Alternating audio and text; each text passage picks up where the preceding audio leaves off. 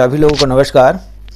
सर्वप्रथम OP sir जी के channel में आप सभी लोगों का स्वागत एवं अभिनंदन है।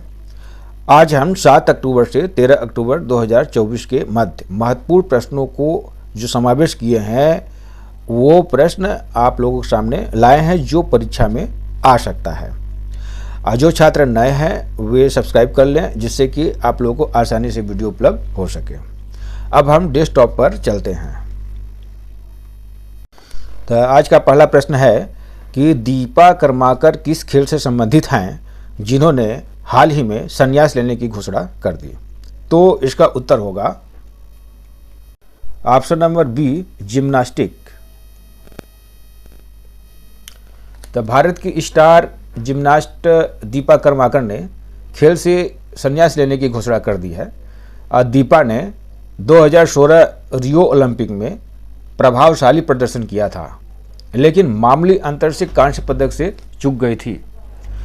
प्रोडुनोवा वाल्ट, जिसे अक्सर मौत का वाल्ट कहा जाता है, को सफलतापूर्वक प्रदर्शन कर उन्होंने भारतीय जिम्नास्टिक को एक नई पहचान दी थी।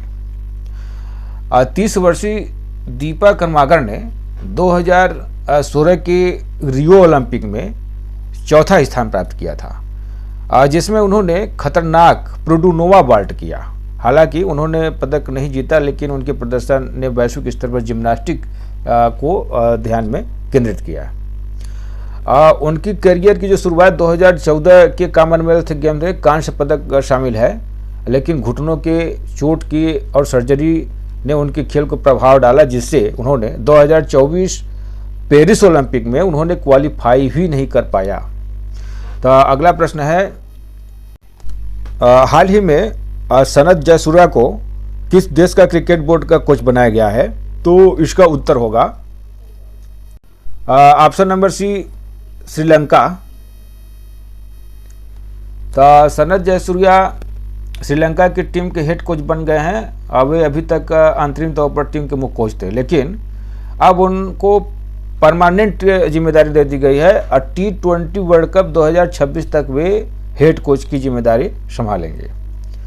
तो श्रीलंका क्रिकेट बोर्ड यानी ASLC ने टीम के महान खिलाड़ी सनत जयसूर्या को लंबे समय के लिए हेड कोच की जिम्मेदारी सौंप दी है। उन्होंने श्रीलंका की टीम को छोटे से कार्यकाल में बड़ी उपलब्धियां दिलाई है। वे कुछ समय पहले ही टीम के अंतरिम हेड कोच बनाए गए थे। इनका कार्यकाल अक्टूबर 2024 से शुरू हो गया है जो 31 मार्च 2026 तक चलेगा। अगला प्रश्न है कि मध्य प्रदेश के किस जिले में ऊर्जा साक्षर अभियान 100 दिनों के लिए चलाया जाएगा। तो इसका उत्तर होगा ऑप्शन नंबर डी, इंदौर। तो देश भर में स्वच्छता के लिए मशहूर इंदौर शहर अब एक बार फिर से नया प्रयोग करने जा रहा है। इंदौर शहर अब दुनिया की पहली ऊर्जा साक्षर सिटी बनने की तैयारी में है जिसके लिए 100 दिन का अभियान भी चलाया जा रहा है। इंदौर नगर निगम और एनर्जी स्वराज फाउंडेशन के द्वारा चलाया जाएगा। इसके लिए दोनों के बीच MOU भी हुआ है। अब विश्व में पहली बार इतने बड़े पैमाने पर कार्बन उत्सर्जन कम करने की दिशा भी यह प्रयास किया जा रहा है। अगला प्रश्न है दुनिया की 8000 मीटर ऊंची सभी 14 चोटियों पर चढ़ने वाले सबसे कम उम्र के व्यक्ति बन गए हैं। तो इसका उत्तर होगा ऑप्शन नंबर बी, नीम रिंजी शेरपा। 18 वर्षीय नेपाली पर्वतारोही नीमा रिंजी शेरपा ने दुनिया की 8000 मीटर यानी 26,226 फीट ऊंची सभी 14 चोटियों पर चढ़ने वाले सबसे कम उम्र के व्यक्ति बनकर इतिहास रच दिया है। तिब्बत की 26,335 फीट ऊंची सीसा पंगवा की चोटी पर सफलतापूर्वक पहुंचने के बाद उनकी उल्लेखनीय उपलब्धि पर मुहर लग गई है। नीमा रिंजी शेरपा 9 अक्टूबर 2024 को तिब्बत के सबसे ऊंचे सीसा पंगमा के शिखर पर पहुंचे। यह दुनिया के सभी 8,000 की चोटी पर विजय प्राप्त करने की उनकी यात्रा पूरी करने में आवश्यक अंतिम चढ़ाई की। इनके पिता तानसी शेरपा ने अपने बेटे की सफलता पर विश्वास व्यक्त करते हुए कहा कि हमने अच्छा ट्रेनिंग दिया। अगला प्रश्न है, रतन टाटा का हाल ही में मृत्यु हो गई, किस क्षेत्र से संबंधित थे? तो इसका उत्तर होगा ऑप्शन नंबर सी, उद्योगपति। तो सुप्रसिद्ध उद्योगपति रतन टाटा का 9 अक्टूबर 2024 को निधन हो गया। उम्र संबंधी परेशानियों की वजह से उन्हें बम्बई के ब्रिज कैंडी अस्पताल में भर्ती कराया गया था, जिन्होंने अंतिम सांस ली। साल 2000 में उन्हें भारत सरकार ने पद्म भूषण और साल 2008 में उन्हें पद्म विभूषण पुरस्कार से सम्मानित किया गया। उनके द्वारा नैनो कार से लेकर जगुआर तक लिए गए निर्णयों ने लोगों का नजरिया बदला। वह एक ऐसे शख्स रहे हैं जिनकी कहानियां सुनकर पीढ़ियां बढ़ी हुई हैं, और शायद ही कोई व्यक्ति है जिसने उनके कंपनी द्वारा बनाए गए वाहन में कभी भी सफर न किया हो। टाटा मोटर्स के नाम बच्चे से लेकर बुजुर्ग तक ये सारे जुबान पर रहा है। अगला प्रश्न है, अंतर्राष्ट्रीय बालिका दिवस मनाया जाता है, तो इसका उत्तर होगा ऑप्शन नंबर ए, 11 अक्टूबर। तो अंतर्राष्ट्रीय बालिका दिवस संयुक्त राष्ट्र द्वारा घोषित एक अंतर्राष्ट्रीय पालन दिवस है। इसे बालिका दिवस और अंतर्राष्ट्रीय बालिका दिवस भी कहा जाता है। 11 अक्टूबर 2012 को बालिका दिवस मनाया गया। यह आयोजन लड़कियों के लिए अधिक अवसर प्रदान करता है और दुनिया भर में लड़कियों द्वारा अपने लिंग के आधार पर सामना की जाने वाली लैंगिक समानता असमानता के बारे में जागरूकता बढ़ाना है। इस असमानता में शिक्षा, पोषण, कानूनी अधिकार, चिकित्सा, देखभाल और भेदभाव, महिलाओं के खिलाफ हिंसा और जबरन बाल विवाह से सुरक्षा जैसे क्षेत्र शामिल है। इसमें और ऑप्शन पर हम चर्चा करेंगे, जैसे कि 24 जनवरी। तो 24 जनवरी को राष्ट्रीय बालिका दिवस भारत में मनाया जाता है। अब 12 अक्टूबर को विश्व दृष्टि दिवस मनाया जाता है। 8 मार्च को अंतर्राष्ट्रीय महिला दिवस मनाया जाता है। अब हम अगले प्रश्न पर और चलते हैं। नाबार्ड के सर्वेक्षण के अनुसार ग्रामीण परिवारों की मासिक आय है, तो इसका उत्तर होगा ऑप्शन नंबर बी, 12,698 रुपए। तो नाबार्ड के एक सर्वेक्षण में पता चला है कि ग्रामीण परिवारों की मासिक आय 5 साल में 57.6% बढ़ी है, जो 2016-17 में 8,059 रुपये से बढ़कर 2021-22 में 12,698 रुपये हो गई है। तो ये भूमि जोत का आकार 1.08 हेक्टेयर से घटकर 0.74 हेक्टेयर मतलब 0.74 हेक्टेयर रह गया है। तो इस तरह से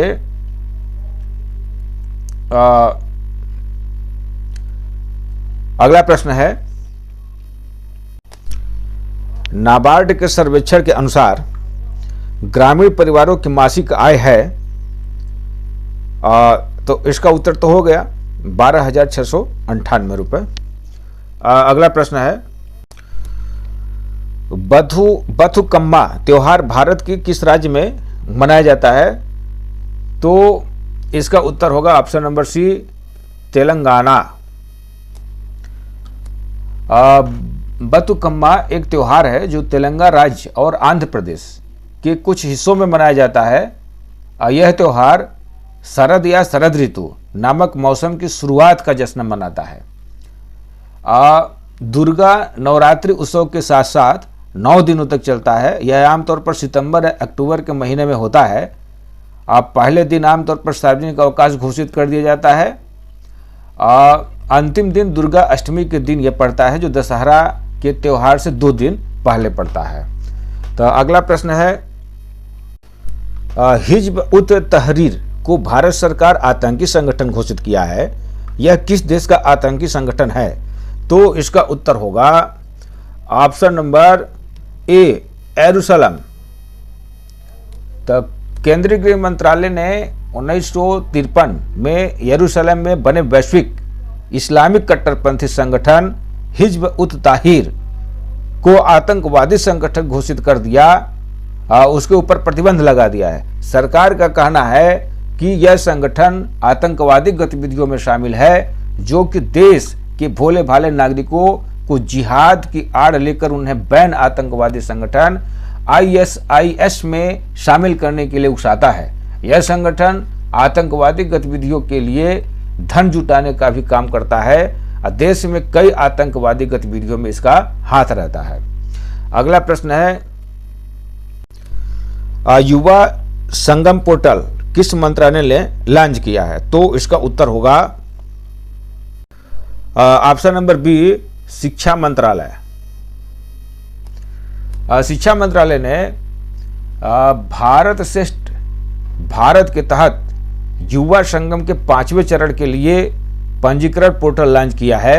युवा संगम केंद्र सरकार द्वारा विभिन्न राज्यों और केंद्र शासित प्रदेशों के युवाओं के बीच लोगों के बीच संबंधों को मजबूत करने के लिए यह एक नया पोर्टल है, जिसे शिक्षा मंत्रालय ने लॉन्च किया है। अगला प्रश्न है,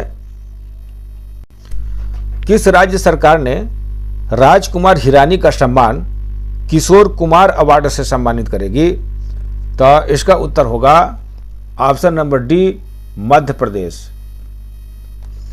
मध्य प्रदेश सरकार द्वारा हर साल लीजेंडरी किशोर कुमार को श्रद्धांजलि देती है, साथ ही आर्टिस्ट को सम्मानित करती है। इस बार फेमस डायरेक्टर राजकुमार हिरानी को प्रेस्टीजियस किशोर कुमार सम्मान 2023 से नवाजने का फैसला किया है। तो यह सम्मान समारोह 13 अक्टूबर को खंडवा, जो किशोर कुमार होम टाउन है, में उनकी डेथ एनिवर्सरी पर आयोजित किया जाएगा। पुलिस परेड ग्राउंड में होने वाले इस इवेंट को इंडिया सिनेमा के महानायक को समर्पित किया गया है। राजकुमार हिरानी इंडियन सिनेमा के बेहतरीन फिल्म मेकर्स में से एक हैं, जो अपनी फिल्मों के माध्यम से हमेशा सामाजिक मुद्दों को उजागर करते आए हैं। अब इस इवेंट में उन्हें इंडस्ट्री में उनके उल्लेखनीय योगदान के लिए सम्मानित किया जाएगा। राजकुमार हिरानी, जो 3 इडियट, PK, संजू, मुन्ना भाई, MBBS और डोंकी जैसे क्लासिक फिल्मों के लिए जाने जाते हैं, ने पिछले 2 दशकों से बॉलीवुड की कहानी कहने के तरीकों में बदलाव आया है। 2024 में वह इंडियन सिनेमा में 20 साल पूरे कर रहे हैं। उनकी शुरुआत 2003 में मुन्ना भाई MBBS से हुई थी। यह अवार्ड उस मील का पत्थर मानते हुए उन्हें मध्य प्रदेश सरकार ने से सम्मानित कर रहा है। अगला प्रश्न है, हाल ही में डेविड बेकर, डेमिस हसाबीब और जॉन जंपर को किस क्षेत्र में नोबेल पुरस्कार प्राप्त हुआ है? तो इसका उत्तर होगा ऑप्शन नंबर ए, रसायन विज्ञान में। तो डेविस मेकर ने कम्प्यूटेशनल प्रोटीन डिजाइन बनाने में असंभव उपलब्धि हासिल की है। वही डेमिस हसाबीब और जॉन एम जंपर ने प्रोटीन की जटिल संरचनाओं की भविष्यवाणी करने के 50 साल पुरानी समस्या को हल करने के लिए एक AI मॉडल विकसित किया है। तो रसायन विज्ञान के क्षेत्र में साल 2024 के लिए नोबेल पुरस्कार विजेताओं के नाम का ऐलान कर दिया गया है। इस बार 3 वैज्ञानिकों को नोबेल प्राइज दिया जाएगा। इनमें से गूगल डीप माइंड के 2 वैज्ञानिक डेमिस हसाबीब और जॉन एम जंपर और वाशिंगटन विश्वविद्यालय के प्रोफेसर डेविड बेकर शामिल हैं। तब वैज्ञानिकों ने प्रोटीन डिजाइन और संरचना पर शोध के लिए यह एक प्रतिष्ठित पुरस्कार जीता है। अब हम पिछले हफ्ते के प्रश्नों को रिवाइज करेंगे। केंद्र सरकार ने हाल ही में कुशल श्रमिकों के लिए प्रतिदिन कितने रुपए तय किया है? तो इसका उत्तर होगा ऑप्शन नंबर सी 954 रुपये। तो अगला प्रश्न है, भारतीय सिनेमा के सर्वोच्च सम्मान दादा साहेब फाल्के पुरस्कार 2024 से सम्मानित किया गया, तो इसका उत्तर होगा option number D Mithun Chakraborty को। और अगला प्रश्न है कि हाल ही में किस देश में संयुक्त राष्ट्र महासचिव को देश में घुसने पर प्रतिबंध लगा दिया, तो इसका उत्तर होगा ऑप्शन नंबर ए इजरायल। अगला प्रश्न है, हाल ही में हेलन तूफान किस देश में तबाही मचाया, तो इसका उत्तर है ऑप्शन नंबर बी अमेरिका। अगला प्रश्न है, आईसीसी महिला T20 क्रिकेट विश्व कप 2024 किस देश में आयोजित हो रहा है, तो इसका उत्तर है ऑप्शन नंबर डी संयुक्त अरब अमीरात। अगला प्रश्न है, शंघाई सहयोग संगठन 2024 की मेजबानी कौन सा देश कर रहा है, तो इसका उत्तर है ऑप्शन नंबर ए पाकिस्तान। अगला प्रश्न है, किस राज्य में बायो सीएनजी संयंत्र वाली भारत की पहली गौशाला का शुभारंभ किया गया, तो इसका उत्तर है option number B Madhya Pradesh. अगला प्रश्न है, 6वीं अनुसूची के द्वारा कौन सा केंद्र शासित प्रदेश विशेष दर्जा प्राप्त कर रहा है, तो इसका उत्तर है ऑप्शन नंबर ए लद्दाख। अगला प्रश्न है, खो खो विश्व कप 2025 किस देश में संपन्न होगा, तो इसका उत्तर है ऑप्शन नंबर बी भारत। अगला प्रश्न है, क्लाउडिया शिनबाम किस देश की पहली महिला राष्ट्रपति चुनी गई, तो इसका उत्तर है ऑप्शन नंबर सी मैक्सिको। अब 2 प्रश्नों को हम पूछेंगे जिसको आप लोग कमेंट बॉक्स में हर हाल में देंगे, जिसका उत्तर हम कमेंट बॉक्स में सेटिस्फाई करेंगे। तो प्रश्न है, हाल ही में कैबिनेट ने कितनी भाषाओं को शास्त्रीय भाषा का दर्जा दिया है? और दूसरा प्रश्न है, महात्मा गांधी की जयंती पर बापू टावर का लोकार्पण किया गया, ये किस राज्य में है? इसका उत्तर आप लोग कमेंट बॉक्स में देंगे। तो आज का प्रश्न यहीं तक। यदि यह श्रृंखला आपको पसंद आया है तो लाइक, कमेंट और शेयर और सब्सक्राइब अवश्य करें। धन्यवाद। जय हिंद, जय भारत।